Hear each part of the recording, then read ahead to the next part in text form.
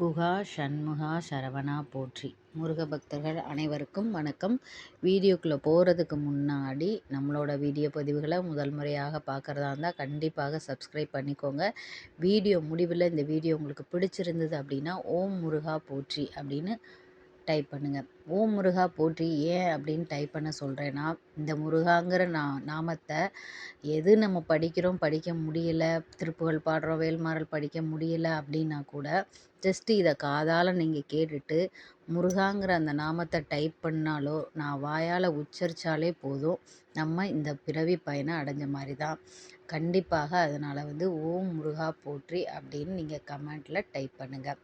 Okay, இன்றைக்கி நம்ம வீடியோக்குள்ளே போகலாம். இந்த வீடியோ பதிவில் மிகவும் முக்கியமான ஒரு 4 வரி திருப்புகழ் தான்.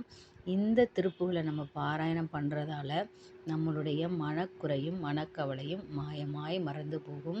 இது எளிய 4 வரி இப்போ இந்த திருப்புகளை நம்ம பாராயணம் பண்ணலாம். இரவாமற் பிறவாமல் எனையால் சற்குருவாகி பிறவாகி திறமான பெருவாழ்வை தருவாயே.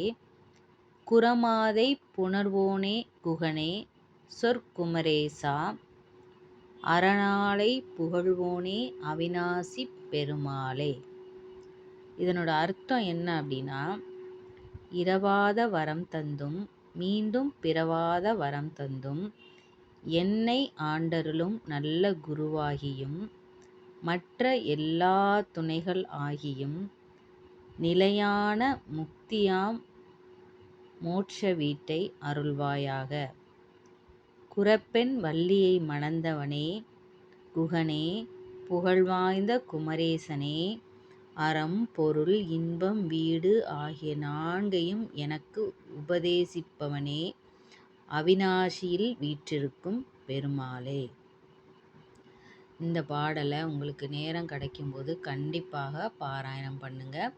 அருணகிரிநாதரையும் முருகப்பெருமானையும் மனதார நினைத்து பாராயணம் பண்ண உங்களுடைய மனக்குறை நீங்கி முருகன் உங்களுக்கு துணையாக நிற்பார். இந்த வீடியோ பிடிச்சதுன்னா கண்டிப்பாக லைக் பண்ணுங்கள். கமெண்ட்டில் ஓம் முருகா போற்றி அப்படின்னு டைப் பண்ணுங்கள். அடுத்த வீடியோ பதிவில் ஒரு மிகவும் எளிய மந்திரத்தோடு நம்ம பார்க்கலாம். ஓம் முருகா போற்றி.